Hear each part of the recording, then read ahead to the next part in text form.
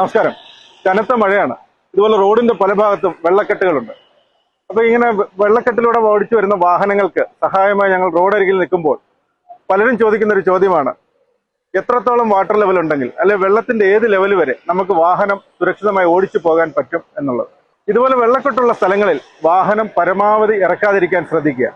പിന്നെ ഏത് ലെവൽ വരെ വാഹനം ഇറക്കാം എന്ന് ചോദിച്ചാൽ സാങ്കേതികമായി ഇതിന് ഉത്തരം പറയുകയാണെങ്കിൽ ഓരോ വാഹനത്തിനും ഓരോ വാട്ടർ വെയ്ഡിങ് കപ്പാസിറ്റി ഉണ്ട്. വാട്ടർ വെയ്ഡിങ് കപ്പാസിറ്റി എന്ന് പറയാൻ ഗ്രൗണ്ട് ക്ലിയറൻസ് പോലെ തന്നെ ഏത് ലെവൽ വരെയുള്ള വെള്ളത്തിൽ, എത്ര ഹൈറ്റ് വരെയുള്ള വെള്ളത്തിൽ വാഹനം ഇറക്കാം എന്ന് സൂചിപ്പിക്കുന്ന ഒരു കപ്പാസിറ്റിയാണ്.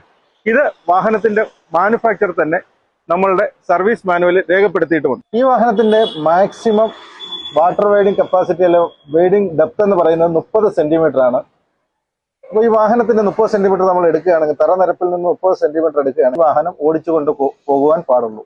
അപ്പോൾ മാക്സിമം വാട്ടർ വെയ്ഡിങ് കപ്പാസിറ്റി പറയുന്നത് ആ ലെവൽ വരെ, അതായത് 30 മുതൽ 40 സെന്റിമീറ്റർ വരെ ഹൈറ്റ് ഉള്ള വെള്ളക്കെട്ടിൽ മാത്രമേ നമ്മുടെ വാഹനങ്ങൾ ഇറക്കാൻ പാടുള്ളൂ എന്നാണ്. ഇനി SUV പോലുള്ള വാഹനങ്ങളാണെങ്കിൽ അത് 70 സെന്റിമീറ്റർ ആയിട്ടായിരിക്കും മാർക്ക് ചെയ്തിരിക്കുന്നത്. അതായത് 70 സെന്റിമീറ്റർ ഹൈറ്റ് വരെ വാട്ടർ ഉള്ള സ്ഥലത്ത്, വെള്ളമുള്ള സ്ഥലത്ത് ഈ വാഹനങ്ങൾ ഇറക്കുന്നത് സുരക്ഷിതമാണ്, അല്ലെങ്കിൽ മറ്റു പ്രശ്നങ്ങൾ ഉണ്ടാകില്ല എന്നാണ് മാനുഫാക്ചർ പറയുന്നത്. പക്ഷെ ഇതിന് മുകളിലേക്കാണ് പലപ്പോഴും നമ്മുടെ റോഡുകളിൽ വെള്ളക്കെട്ടുള്ളത്.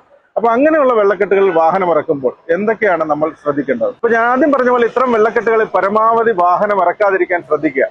ഇനി അഥവാ വാഹനം ഇറക്കേണ്ടി വന്നാൽ, നമ്മൾ ഏതെങ്കിലും അത്യാവശ്യത്തിന് പോകുന്ന വഴിയിൽ വെള്ളക്കെട്ട് കണ്ട് വാഹനം ഇറക്കി പോയാൽ പരമാവധി ഫസ്റ്റ് ഗിയറിൽ മാത്രം, ഒരു കാരണവശാലും ഗിയറുകൾ ചേഞ്ച് ചെയ്യാൻ ശ്രമിക്കാതെ ഫസ്റ്റ് ഗിയറിൽ ഏറ്റവും മിനിമം സ്പീഡിൽ ആക്സിലേറ്റർ കൊടുത്ത് വെള്ളക്കെട്ടിലൂടെ പോവുക. ഒന്നോർക്കുക, നമ്മൾ കാണുന്ന വെള്ളക്കെട്ടിനേക്കാൾ ഭീകരമായിരിക്കും എതിരെ വാഹനം വരുമ്പോൾ ഓളം തല്ലിയും അല്ലെങ്കിൽ സൈഡിൽ നിന്ന് വെള്ളം വന്നും കൂടുതൽ മുന്നോട്ട് പോകുമ്പോഴത്തേക്ക് വാട്ടർ ലെവൽ കൂടിക്കൊണ്ടിരിക്കും. ഏതെങ്കിലും സാഹചര്യത്തിൽ നിങ്ങളുടെ വാഹനം ഈ വെള്ളക്കെട്ടിൽ വെച്ച് നിന്നുപോയാൽ, ഓഫായാൽ, രണ്ടാമത് സ്റ്റാർട്ട് ആക്കാൻ ശ്രമിക്കരുത്. നിങ്ങൾ ചെയ്യേണ്ടത് ഒന്നിൽ ഈ വാഹനം തെള്ളി പുറത്തെത്തിക്കുക, അല്ലെങ്കിൽ റിക്കവറി വാഹനം ഉപയോഗിച്ച് വെള്ളക്കെട്ടിന് പുറത്തേക്ക് എത്തിക്കുക. ഞാൻ ഈ വാട്ടർ വെയ്ഡിങ് കപ്പാസിറ്റിയെ പറ്റി പറയുന്നതിലും നമുക്കറിയാം, പ്രാക്ടിക്കലായിട്ട് വെള്ളത്തിൽ പോകുമ്പോൾ എത്ര ഹൈറ്റിൽ നിന്നും അളക്കാനുള്ള മാർഗമൊന്നും നമ്മുടെ കയ്യിലില്ല.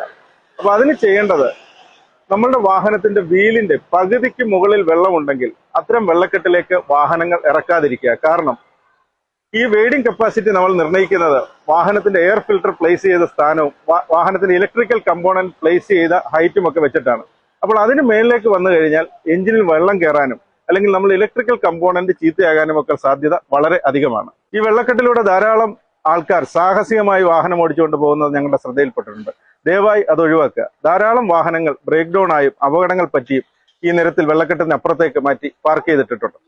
അപ്പോൾ ഈ സമയത്ത്, മഴയുള്ള സമയത്ത് വളരെ അത്യാവശ്യം ഉണ്ടെങ്കിൽ മാത്രം നിങ്ങൾ വാഹനവുമായിട്ട് പുറത്തിറങ്ങുക. പിന്നെ കണ്ടുവരുന്ന മറ്റൊരു പ്രവണതയാണ് വെള്ളക്കെട്ടിലൂടെ വാഹനം ഓടിച്ച് നേരെ നമ്മുടെ കാർ ഷെഡിൽ കൊണ്ടുവന്ന് ദീർഘനാളത്തേക്ക് വാഹനം പാർക്ക് ചെയ്തിടുക.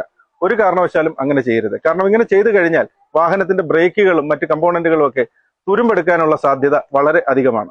അപ്പോൾ മഴക്കാലമാണ്.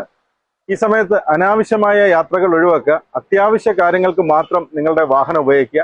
ഏതെങ്കിലും രീതിയിൽ വഴിയിൽ തടസ്സം കണ്ടാൽ, വെള്ളക്കെട്ട് മൂലമുള്ള തടസ്സം കണ്ടു കഴിഞ്ഞാൽ ദയവായി നിങ്ങളുടെ യാത്ര അവിടെ അവസാനിപ്പിക്കാൻ ശ്രദ്ധിക്കുക. അപ്പൊ ഈ പറഞ്ഞ കാര്യങ്ങൾ നിങ്ങൾ ശ്രദ്ധിക്കും എന്ന് പ്രതീക്ഷിക്കുന്നു. നിങ്ങളുടെ യാത്രകൾ സുരക്ഷിതമാകട്ടെ.